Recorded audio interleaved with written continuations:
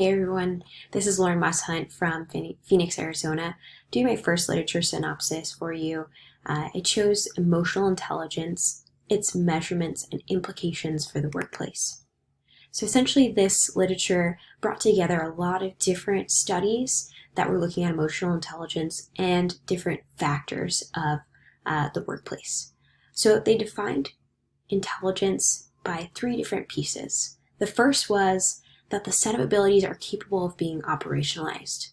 The second, that these abilities are intercorrelated and related to pre-existing intelligences, while at the same time exhibiting unique variance, and that the intelligence shows developmental effects with age.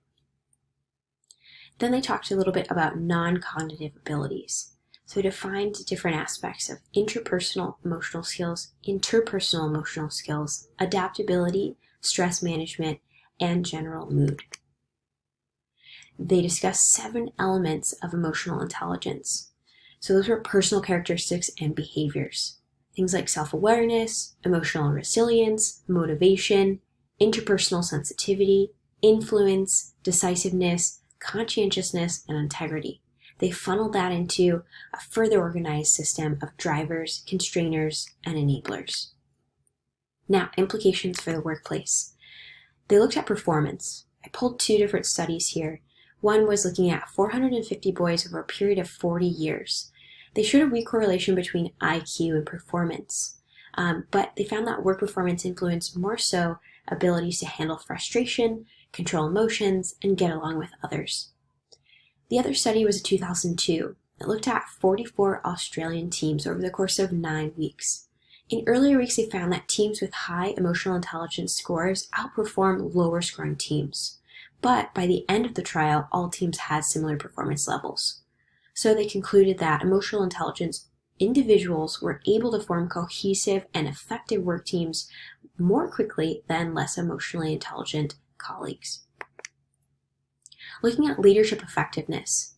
So there's a study from 2002 that looks at 49 managers. It assessed transformational leadership using multifactorial leadership questionnaire. This tool allowed them to see that high emotional intelligence scores were shown in 3 of the 4 transformational leadership factors. So those 3 were idealized influence, inspirational motivation, individualized consideration. The 4th one, intellectual stimulation, they noted that relied more on cognitive abilities versus emotional abilities.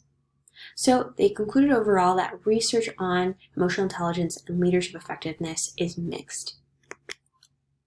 Looking at dysfunctional behavior. So there's a study in 2002 that showed a negative correlation between emotional intelligence and violence, bullying, and trouble-prone behaviors. Several other research shows that workplace bullying was associated with poor work performance and negative workplace relations. I think we can put that together. Another study in 1998 showed emotional intelligence training to increase understanding of the impact of emotional outbursts, allowed bullies to better address negative behavior, and victims of bullies were able to reach a better understanding of reasoning behind the bully's actions. Now, I pulled a couple other studies here as well.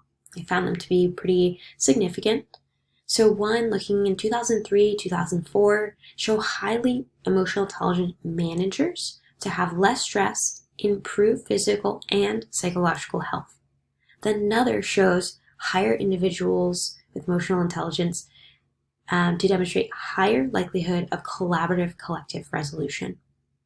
Then the last one looked at specifically police officers and healthcare workers in Germany.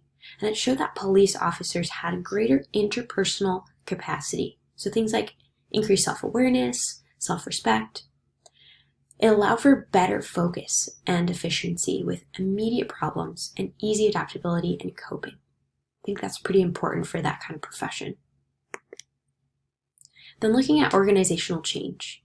One study looked at individual emotions with 3 aspects of organizational change. So they defined these. Receptivity was emotional energy initially required to engage the change process and take a leap of faith into the unfamiliar. Then mobilization was the actions taken by individuals towards direction of change. And then learning, that essentially was just feedback to allow for a central change. So the author suggested that organizations encourage emotional intelligence behavior so they can facilitate these 3 aspects that they defined.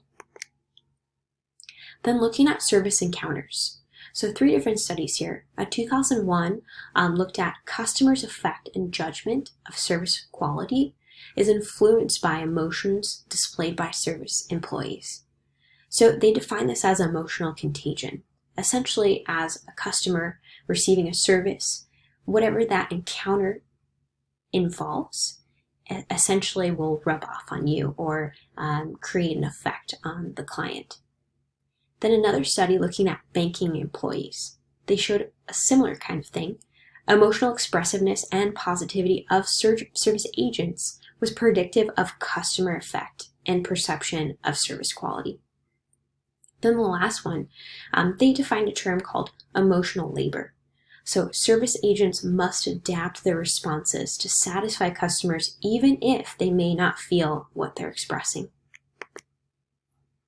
So in summary, emotional intelligence may assist with selection and development of employees, especially those in high-stress professions.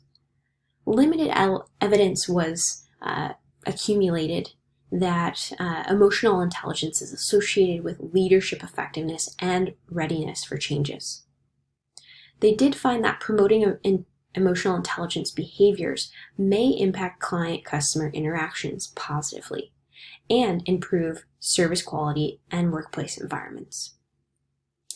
All in all, they found that further research is needed to more sharply define core elements of emotional intelligence and to evaluate something more than just personality. So there's a lot under that umbrella of emotional intelligence that still needs to be investigated. Considering this is a very old study, there's a lot of work that needs to be done. Thanks for watching.